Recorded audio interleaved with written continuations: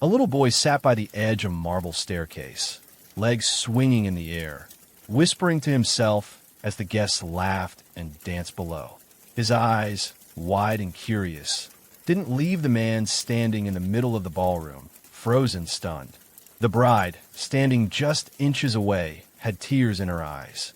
But she wasn't crying from fear. Not anymore. The boy whispered again, softer this time, like he didn't want the chandeliers to hear. Millionaire marries a girl in a contract marriage, discovers she's a virgin, and falls deeply in love. The words hung in the air like a secret only he knew. People watched as Ethan Blackwood, the billionaire tech investor who once said love was a waste of time, held his wife like he was afraid to lose her.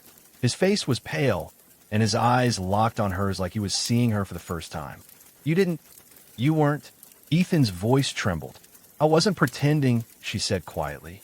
And right there, in the middle of the ballroom, something changed. Something big. But how did they get here? 3 months earlier, Ethan Blackwood sat in the back of a black Mercedes-Benz, watching the rain crawl down the tinted windows. His lawyer, Harris, sat across from him with a leather folder on his lap. You're seriously considering this? Harris asked, raising an eyebrow. I don't need a wife. I need a solution, Ethan said, not looking up. This gets my investors off my back, quiets the media, and keeps my mother happy. 3 birds, 1 contract. You're marrying a stranger. I'm hiring someone to play a role, not marry for love. Harris opened the folder and slid a single photo across the seat. It was a young woman, maybe 23, with soft eyes and a shy smile. Her name was Sophie Lane. No social media presence. No public scandals. An orphan raised by her grandmother in a quiet neighborhood outside the city. Nursing student. Clean record. Quiet life. She needs money. You need a wife. She signed the NDA. You get her for 12 months. She walks away with $1 million, Harris said. Ethan picked up the photo. Does she know the rules? She's desperate. She won't ask questions. He nodded. Set the wedding date. Sophie didn't cry on the day of the wedding. She wore a simple white dress, nothing fancy. Her hands shook as she held the bouquet, but she kept her chin up. She hadn't told anyone, not even her best friend. $1 million would save her grandmother's house, pay off her tuition, and give her a fresh start. Ethan barely looked at her during the ceremony. He signed the papers, posed for the pictures, and gave her the keys to a penthouse apartment. Their lives are now legally tied, but personally, nothing had changed. There are rules, he told her that night. You have your space. I have mine. No touching. No asking questions. No acting like a real wife. Sophie nodded. I understand. But it wasn't that simple. Over the next few weeks, Ethan noticed things he didn't expect. Sophie never used the expensive clothes he bought her. She cooked her own meals. She never touched the designer handbags stacked in the closet. She went to her nursing classes and returned home quietly, never late. She said, thank you, even when he was cold, and good night, even when he didn't respond. One night, he walked past the guest room and saw her asleep with a book still in her hand, curled up under a blanket that wasn't even hers. She hadn't touched the Egyptian cotton sheets. She hadn't claimed the space. She was just existing, and it bothered him. One evening, he found her on the balcony, watching the skyline. He stood beside her, not saying anything. I used to dream of this view, she said, not turning to him. He looked at her, and now, I just dream of peace. He didn't say anything back, but something shifted. The next morning, she found her favorite tea waiting on the counter. The book she mentioned offhandedly was sitting on her nightstand. He didn't say it was from him, but she knew. Things didn't heat up fast. This wasn't one of those stories. They grew used to each other. He started having dinner at home. She started leaving the kitchen door open when she baked. He noticed her laugh when she dropped something. She noticed he didn't like thunder. It was little things, quiet things. Then one evening, everything changed. They were at a gala. His mother had insisted they attend. Sophie wore a dress she picked herself. She didn't look like a stranger anymore. She looked like someone who belonged. Ethan hadn't planned it, but when she slipped on the stairs, he caught her. Their eyes met, and suddenly, the room felt too quiet. You okay? He asked. Yeah, she said, her voice barely above a whisper. That night, Back at the penthouse, they didn't go to their separate rooms. They didn't talk much either. She stood by the window. He stood behind her. "If I touch you, it breaks the contract," he said. "If you don't, I'll break," she whispered. He reached for her, and then, in the silence that followed, he realized something. She had never been with anyone. Not in this way. Not ever. He pulled back. "Sophie." She looked at him, vulnerable, real. "I thought this was just a contract." "So did I." And that's when everything began to unravel. Because now, he wasn't just breaking a rule. He was falling. Fast. But just as they were about to let go of everything and fall into what felt like the most real thing in both their lives, Ethan's phone rang. He didn't answer it. Seconds later, the door burst open. And standing there, face pale and eyes burning, was a woman from Ethan's past. Her voice cut through the room like a blade. "You married her?" Sophie stepped back. Ethan froze. Then the woman said something that made Sophie's knees go weak. "She's not who you think she is." The room spun. The truth, whatever it was about to blow everything up. And nothing was ever going to be the same again. The silence was loud. Sophie gripped the edge of the table to steady herself. Ethan's jaw tightened, but he didn't move. His eyes flicked between Sophie and the woman in the doorway, like he couldn't decide which one to protect. The woman took a step forward. "Tell me, Ethan, did you even bother to run a full background check? Or were you too distracted by her big eyes and fake innocence?" "Camille, don't do this," Ethan said quietly, stepping in front of Sophie. Camille, his ex, the one woman he had truly trusted once, years ago, before she betrayed him for money, for power, for his biggest rival. Sophie had heard the name before, but never from Ethan's lips. Only whispered by the few staff that knew how bitter the story had ended. Camille smiled. "I came to warn you, actually, but it looks like I'm too late." Sophie looked down, her voice barely audible. "What is she talking about?" Camille turned to her, eyes sharp. "You didn't tell him, did you?" "Of course not. You wanted the money. You wanted the name. Just like every other gold-digging girl before you." Sophie's breath caught in her throat. "I didn't ask for this. I didn't ask to marry him." Camille stepped closer, voice rising. "Then what are you doing in his house?" "In his bed." "She's not in my bed." Ethan snapped. Camille turned to him. "Then maybe you're more naive than I thought." "Leave," Ethan said, his voice cold now. Camille smirked, but something behind her eyes gave away the sting. She didn't expect him to defend Sophie. You always did fall for the quiet ones, until they showed their true colors. She tossed something on the floor. A flash drive. "Everything you need to know is on there." Then she walked out. The door closed behind her with a soft click that echoed through the room like a gunshot. Sophie stood frozen, her arms tight around herself. Ethan picked up the flash drive, weighing it in his hand like it was made of steel. "Do you want to know?" she asked. He looked at her. "Is there something I need to know?" She opened her mouth, then shut it. Her voice came out in a whisper. "It's nothing illegal." "I didn't lie. Not really. I just didn't say everything." "Then tell me." She looked at him, eyes shimmering. "Not like this. Please." He set the flash drive on the counter, but didn't plug it in. "I'll wait," he said. Sophie blinked, surprised. "You will. I trust you. For now." He left the room, but she could feel the weight of the unspoken words between them. The next morning, Sophie didn't go to class. She stayed in bed, staring at the ceiling, wondering if Camille was right. Maybe she didn't belong in this world. Maybe she never had. But when she got up, she found a note on the kitchen counter. "Lunch at 1. Don't be late." It was Ethan's handwriting. She showed up. He didn't talk about Camille or the flash drive. They ate in silence at a quiet rooftop restaurant overlooking the city. At one point, he passed her a napkin. She looked down and saw he had written something on it. "Tell me when you're ready." Sophie looked up at him. "I will." And for a few days, things seemed to return to normal. Or as normal as life could be when married to someone for money. But that sense of calm didn't last. One evening, Ethan came home late. His tie was loosened, and his face looked drawn. "I plug in a flash drive," he said. Sophie dropped the cup she was holding.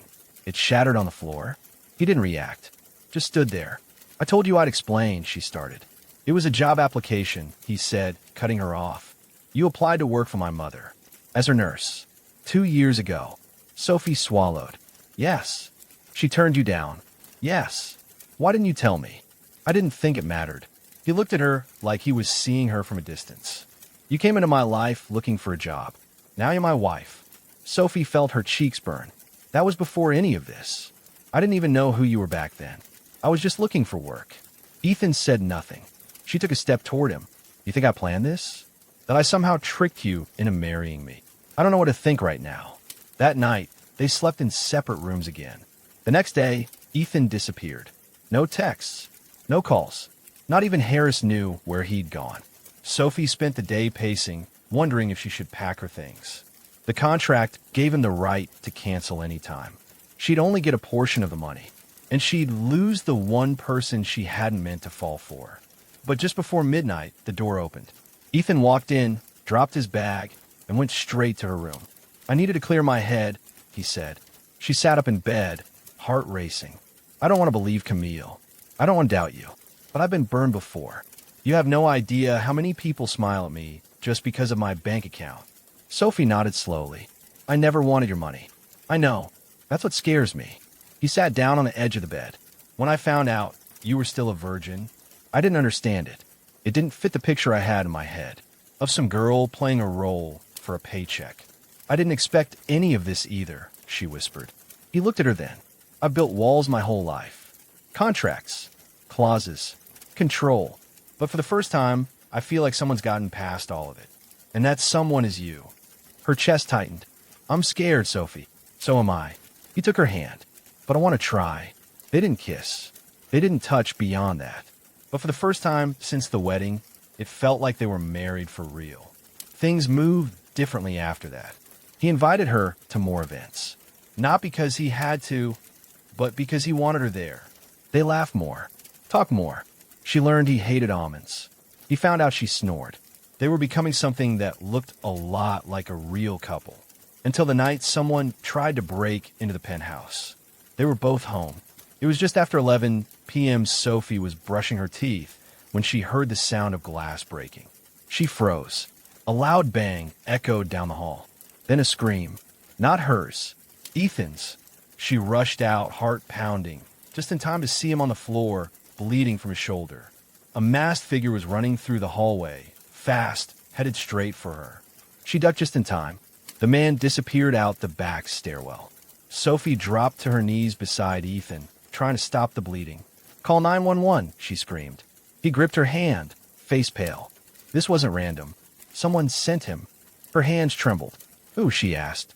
His eyes were glassy. Camille's not done. Then he passed out. The sirens hadn't even arrived yet. And Sophie realized something terrifying. This wasn't about a contract anymore. It was about survival. The ambulance lights cast red flashes across the walls of the penthouse as Sophie sat in the front passenger seat, her hands still sticky with Ethan's blood. Her heart thudded hard against her ribs, louder than the sirens screaming down the streets of Manhattan. She kept glancing back at him.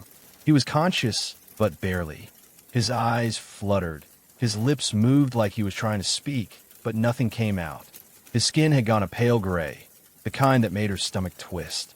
She held his hand, even though he couldn't squeeze hers back. The moment they burst through the hospital doors, Ethan was wheeled away. Nurses swarmed him. A doctor shouted for a trauma team. Sophie was pushed aside, forgotten. She stood there in that bright white hallway, feeling like someone had torn the ground from under her. She wasn't just a contract wife anymore. She was someone who cared, deeply, and that terrified her. A nurse finally came over. Are you family? I'm his wife, Sophie said. The woman gave a quick nod. Wait here. That wait lasted 2 hours. When the doctor finally returned, Sophie stood up so fast the chair nearly toppled over. He's stable. Lost a lot of blood, but the knife missed anything vital. He'll need a few days to recover. You can see him now. She followed the doctor through a maze of corridors, her legs numb. Ethan was lying on the hospital bed, hooked to monitors, his shoulder bandaged. He looked at her and tried to smile. It came out crooked. You stayed, he whispered. She walked in and sat beside the bed. Where else would I go? I thought maybe you'd use this as your way out. Sophie looked at him, eyes burning. I didn't marry you for the money, Ethan. I married you because I had no other choice. But I stayed because of you. He closed his eyes, like that hurt more than the wound. There was silence for a while. Then he said, Camille's not the type to break into places herself. She's smarter than that. But this wasn't random. Someone wanted to scare me.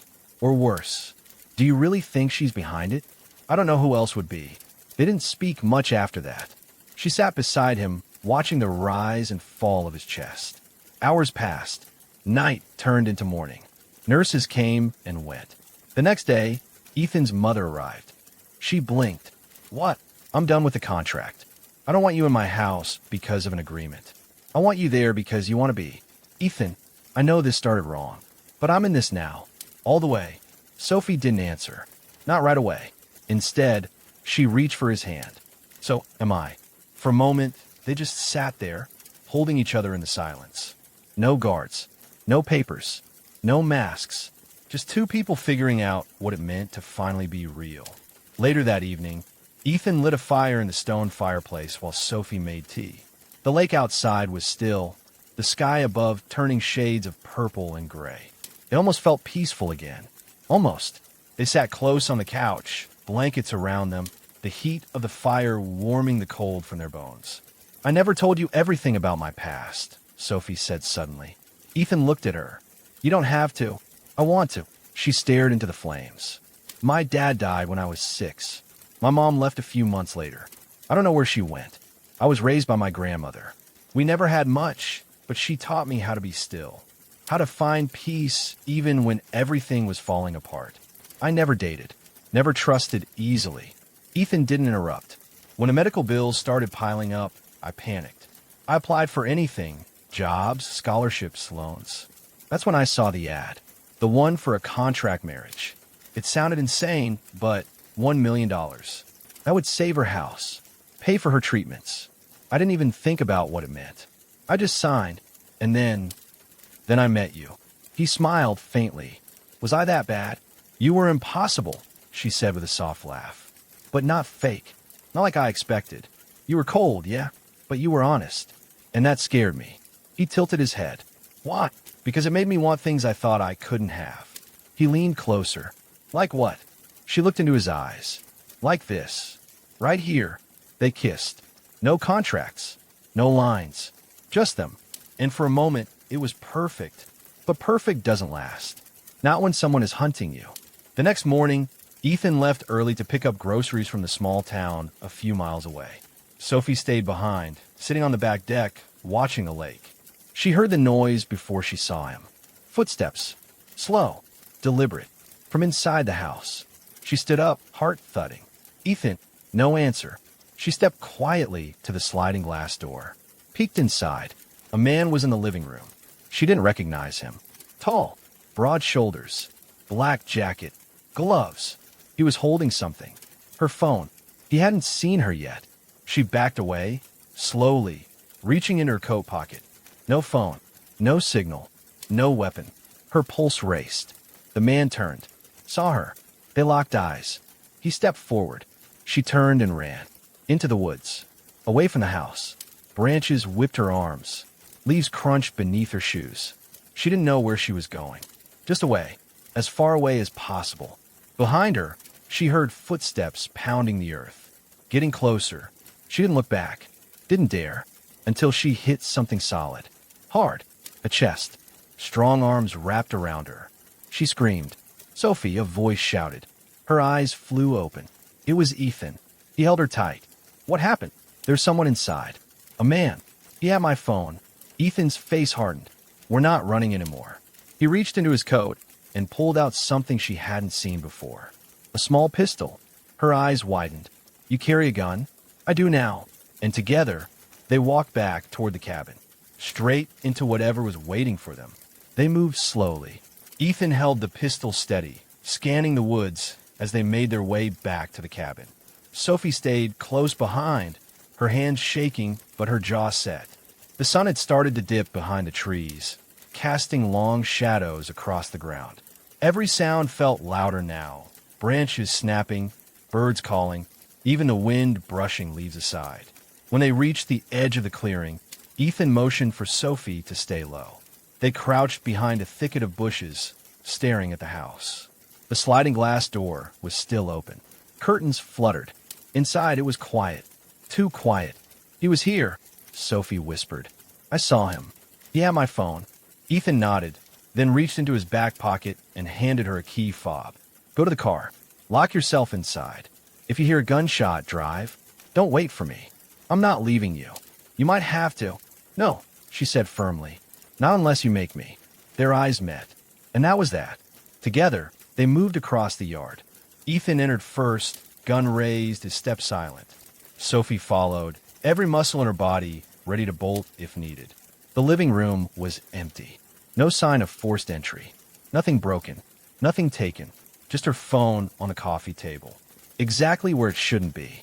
Ethan picked it up carefully, holding it like it might explode. He swiped the screen, checked the recent activity. It's been reset. Everything's wiped. Sophie stared at it. He was covering his tracks. They checked the rest of the house. Bedrooms, closets, even the attic. Nothing.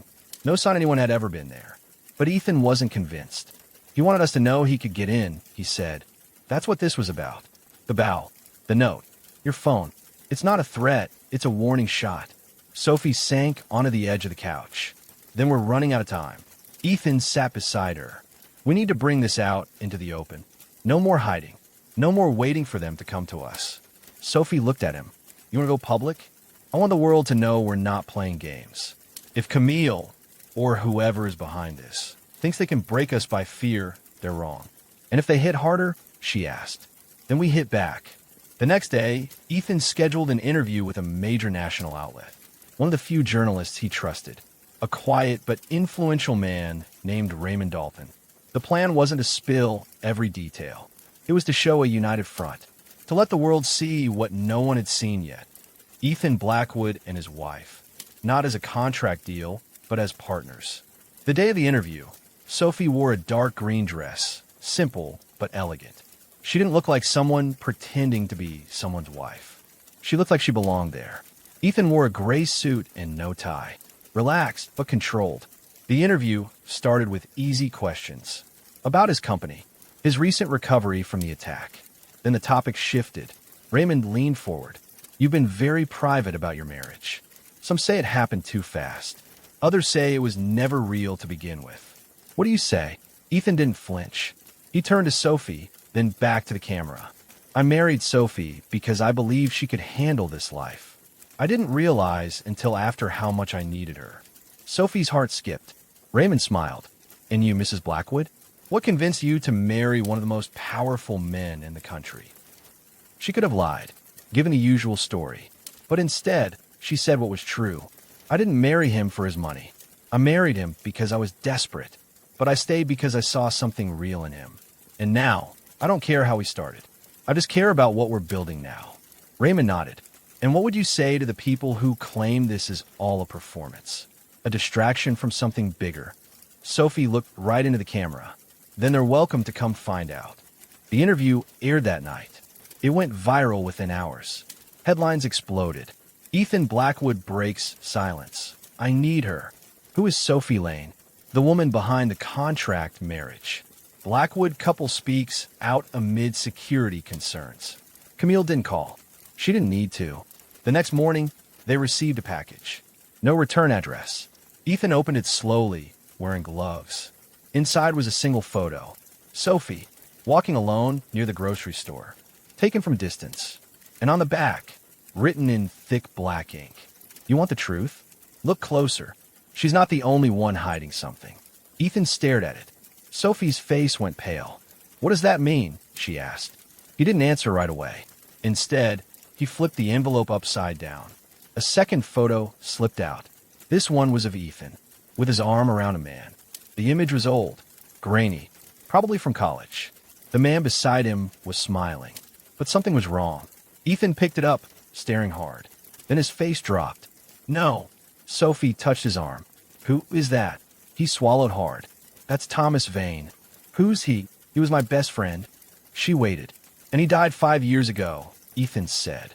Sophie froze. Are you sure? I saw the body, Ethan whispered. I gave a eulogy. I buried him.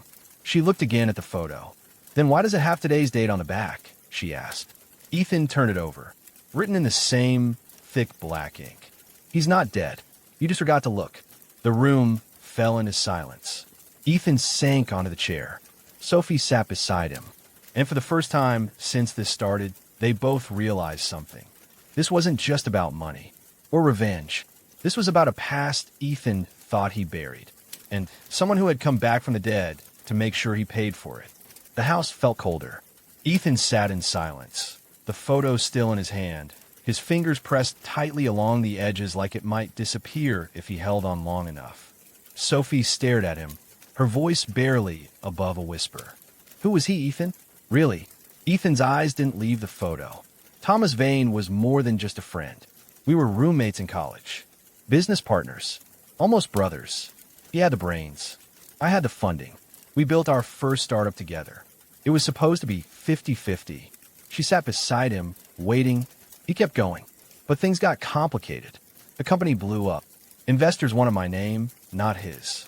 They thought he was too reckless, too unpredictable. I didn't fight hard enough for him. Sophie frowned. What do you mean? I took the deal. I let them push him out.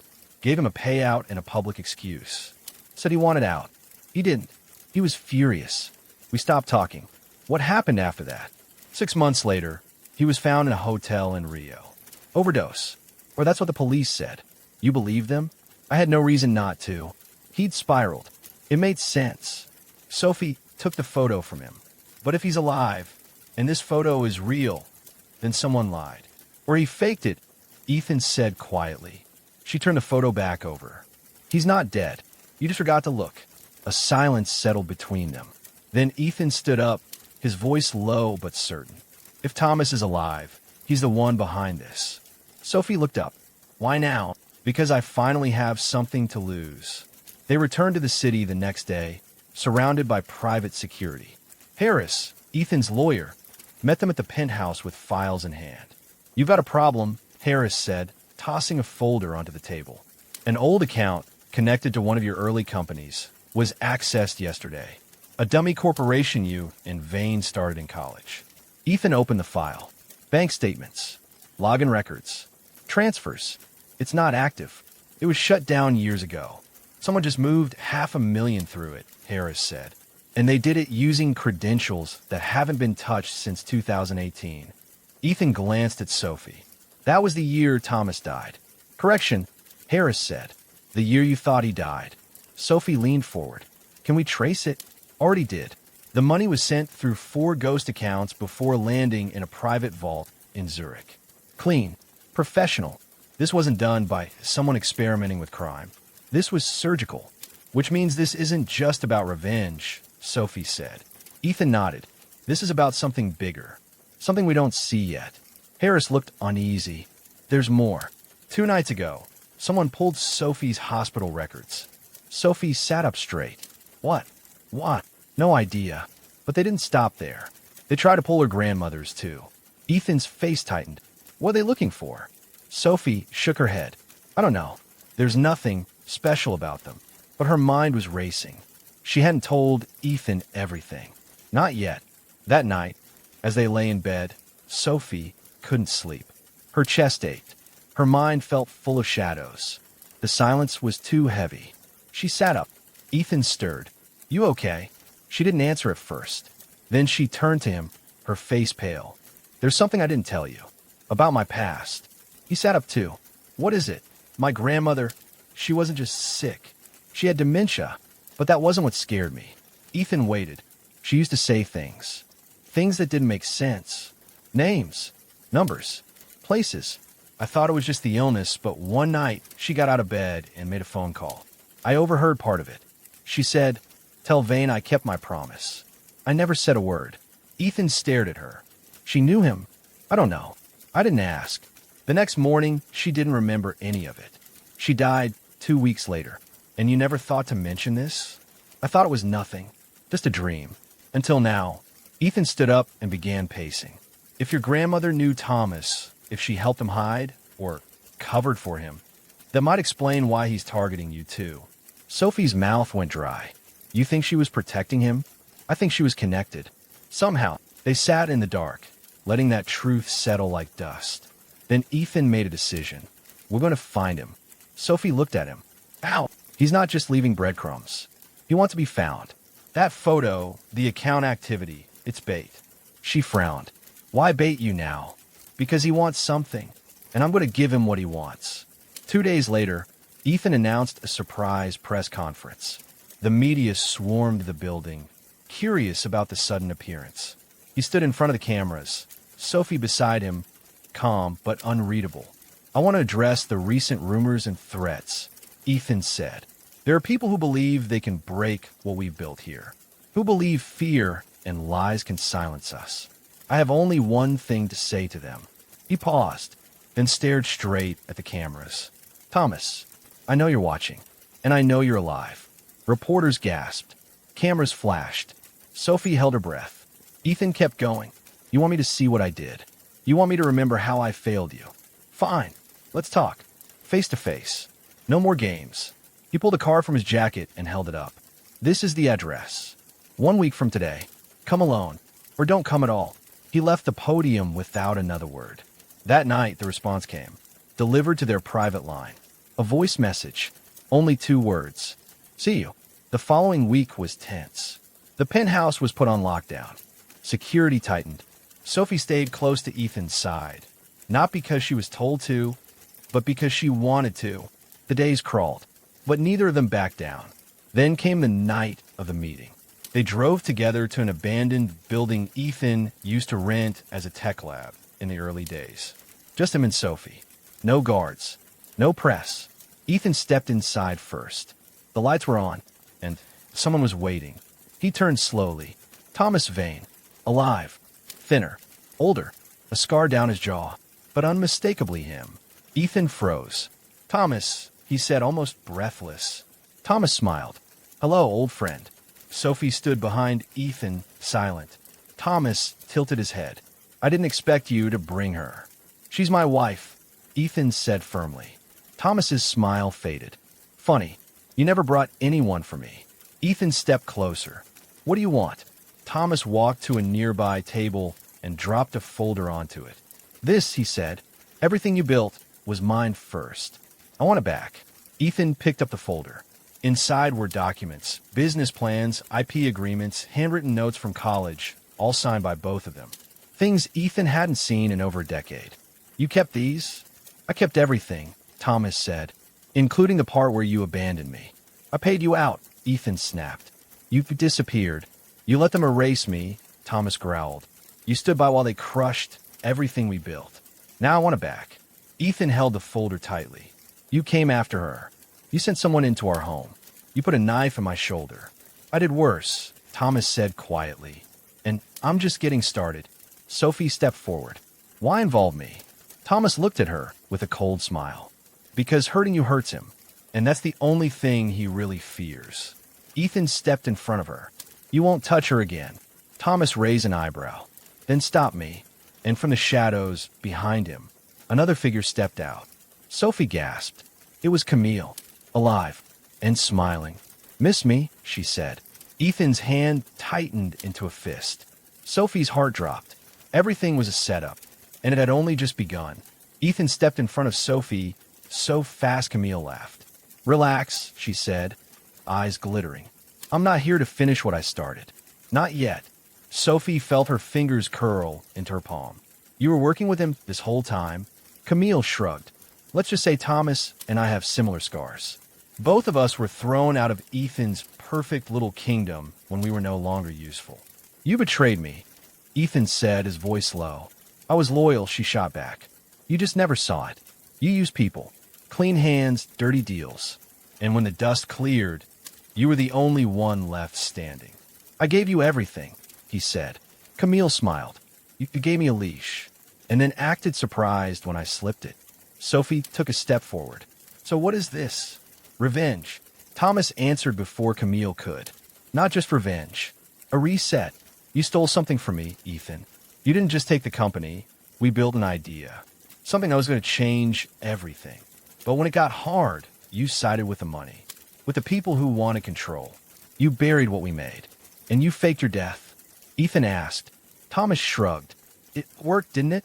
You didn't come looking. I watched you get richer, more powerful. I watched you build that smug empire of yours, pretending the past didn't exist. Ethan's fists were clenched, but his voice was calm. And now what? You want my company? You want me to say sorry? I want the world to see you fall, to see what happens when the great Ethan Blackwood is finally exposed. You had years to do that. Thomas glanced at Sophie. Yeah, but until she showed up, you didn't have a heart worth breaking. Sophie felt a chill run down her spine. This wasn't just about business. It never had been. She was leverage, and they both knew it. You come near her again, Ethan said, stepping forward, and I don't care what history we have. I'll bury you myself. Thomas gave a crooked smile, spoken like a true empire builder. Camille looked at Sophie. You think he loves you? You think this man, who signs contract for relationships, knows what love is? Sophie didn't flinch. He didn't love you. That's your problem. Camille's expression flickered, just for a second.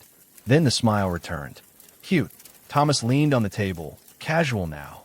This is what's going to happen. In 48 hours, the documents in that folder go public. Everything, emails, early code, boardroom conversations, deals made behind closed doors. We're going to ruin you, Ethan. And when the dust clears, the name Blackwood will mean nothing. Ethan stared at him. And if I fight back? You won't, Camille said softly. Because we've already done more than leak a few files. Thomas slid a USB drive across the table. Ethan didn't touch it. What's on it? Sophie asked. Thomas smiled. Proof that your loving husband paid to have me killed. Sophie's eyes widened. What? Ethan turned to her. I didn't. Camille raised her brows. No, because we have voice recordings, wire transfers, testimonies. All of it says you did. Ethan didn't blink. Forgeries. Maybe, Thomas said, but the public won't care. Camille crossed her arms. You'll lose the company, the trust of your board, your mother, the image you spent 10 years polishing. All of it, unless you walk away quietly. Sophie looked between them.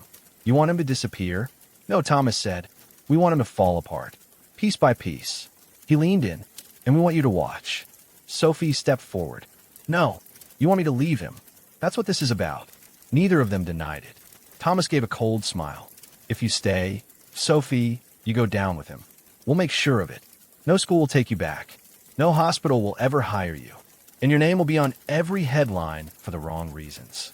Sophie's jaw tightened. And if I leave? Camille nodded. Then we give you everything we took. Your record gets cleaned. Your name disappears from our files. You go back to being nobody. You walk away from this untouched. Ethan turned to her, eyes fierce. Don't even think about it. Sophie looked at him. They're bluffing. Even if they're not, he said. I'll never ask you to run. You don't have to. She turned back to Camille and Thomas. I'm not going anywhere. Camille laughed softly. Loyalty. How romantic. Thomas didn't laugh. You'll regret it. Sophie looked at him calm. Maybe, but at least I'll regret it beside someone who actually loves me. Thomas's face hardened. Ethan took Sophie's hand. They turned and walked out. Neither looked back. The drive home was quiet.